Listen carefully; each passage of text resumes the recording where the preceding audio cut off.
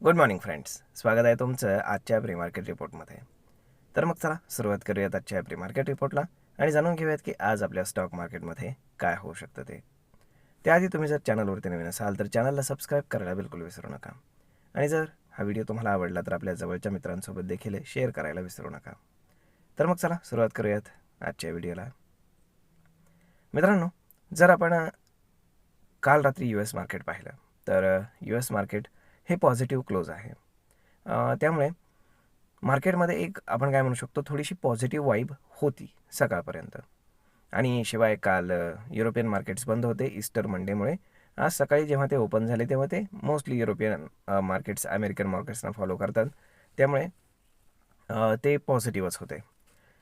आणि दुसरी गोष्ट म्हणजे गेल्या अर्ध्या तासामध्ये काहीतरी घडते असं मला वाटतं, कारण गेल्या अर्ध्या तासापूर्वी गिफ्ट निफ्टी इंडिकेट करत होतं की मार्केट साधारण फ्लॅट टू पॉझिटिव्ह ओपन होईल, एक 20-30 पॉईंट पॉझिटिव्ह. परंतु आता gift Nifty almost 100 point plus down झालेली आहे आणि त्याच्या अगेन्स्ट जर ब्रेंट क्रूडचा जर चार्ट पाहिला तर तो ऑलमोस्ट 2% आसपास पॉझिटिव्ह ट्रेड करतो आहे.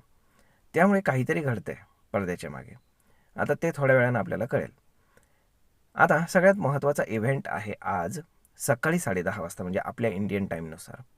त्यामध्ये ट्रम्प जे आहेत तर ते सीज फायर अनाऊन्स करतायत की वॉर अनाऊन्स करतायत ते पाहावं लागेल, कारण इराणला दिलेली जी त्यांची डेडलाईन आहे तर ती संपत आलेली आहे आणि व्हाईट हाऊसकडनं कळवण्यात आलं आहे की सकाळी 10:30 वाजता ते काहीतरी अनाऊन्स करणार आहेत.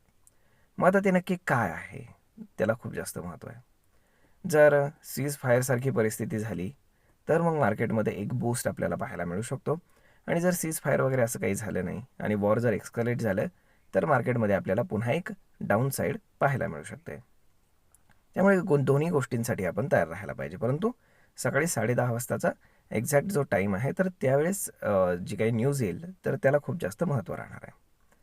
कदाचित त्याचीच तयारी चालू असेल, त्यामुळे आपल्याला ऑइल जे आहे तर ते फिअरमध्ये वरती जाताना दिसतंय.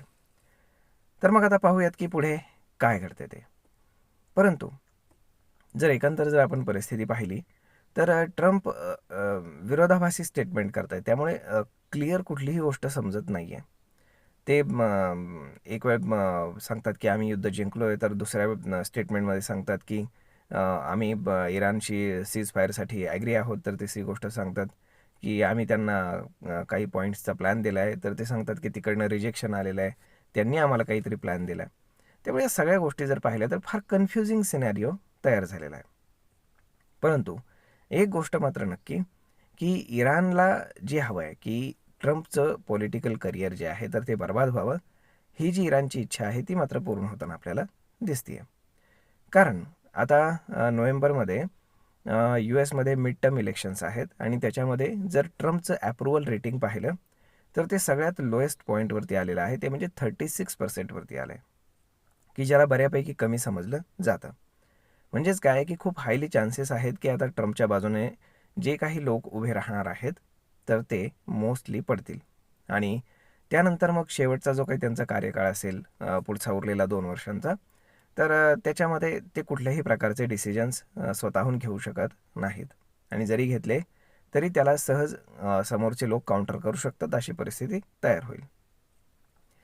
तर मग आता एकंदर जर पाहिलं तर आपण आता रिझल्ट सीझन आपल्याकडे सुरू झाला आहे. काही काही FMCG कंपन्यांनी रिझल्ट दिलेले आहेत तर ते बेटर दॅन एक्सपेक्टेड आहेत. त्यानंतर जर आपण HDFC बँकचं जर बिझनेस अपडेट्स पाहिले तर ते एक्सपेक्टेशनपेक्षा चांगले आहेत. त्यामुळे HDFC बँकमध्ये आपल्याला चांगल्यापैकी एक पॉझिटिव्ह वाईब पाहायला मिळाली. प्लस आपण जर काल रात्री HDFC बँकचा ADR जो US मध्ये काम करतो तो पाहिला तर तोही मोस्टली पॉझिटिव्ह क्लोज आहे. ICICI बँकचाही पॉझिटिव्ह क्लोज आहे. म्हणजेच काय, एकंदर जर पाहिलं तर या सगळ्या गोष्टी आपल्याला थोड्याशा मार्केटमध्ये एक सपोर्ट प्रोव्हाइड करताना दिसतात.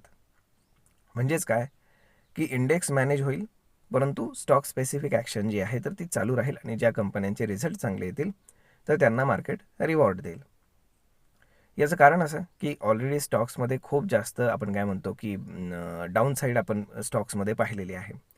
परंतु जर अपेक्षेपेक्षा जर चांगले रिझल्ट यायला सुरुवात झाली तर त्या स्टॉक्सला नक्कीच मार्केट रिवॉर्ड द्यायचा प्रयत्न करेल. जर आपण FIS-DIचा डेटा जर पाहिला तर अगेन FISनं ऑलमोस्ट 8,000 कोटींच्या आसपास सेलिंग केले, तर तेवढंच बाईंग आपल्या डोमेस्टिक इन्स्टिट्यूशन्सनं केल्याचं पाहायला मिळतं. एक फार मोठा सपोर्ट आपल्याला डोमेस्टिक इन्स्टिट्यूशन्सकडनं मार्केटमध्ये पाहायला मिळतो आहे. तर आता या सगळ्या गोष्टी जर आपण पाहिल्या तर मार्केटमध्ये एक काय म्हणू शकतो आपण की एक स्टेबिलिटी आपल्याला डोमेस्टिक इन्स्टिट्यूशन्समुळे नक्कीच पाहायला मिळते. आता स्टॉक स्पेसिफिक सांगण्यासारखं तर काही नाही आहे, कारण सध्या इराण युद्ध आणि त्यांचं होणारं सीज फायर की वॉर एक्स्कलेशन या दोन्हीपैकी जो काही डिसिजन असेल तर तो मार्केटला मोस्टली इन्फ्लुएन्स करेल. आणि मग त्यानंतर जेव्हा हळूहळू मोठमोठे रिझल्ट यायला सुरुवात होईल त्यानंतर मार्केटचा मूळ माहोल जो आहे तर तो त्या दिशेनं सेट होईल. तर होप सो पाहूयात काय होतं ते. परंतु सकाळी 10:30 वाजता तुम्ही थोडंसं लक्ष ठेवा आणि काय न्यूज येते ते जरा पहा. तर मग मित्रांनो, हा व्हिडिओ ही माहिती तुम्हाला कशी वाटली हे तुम्ही आम्हाला कमेंट करून नक्कीच सांगा.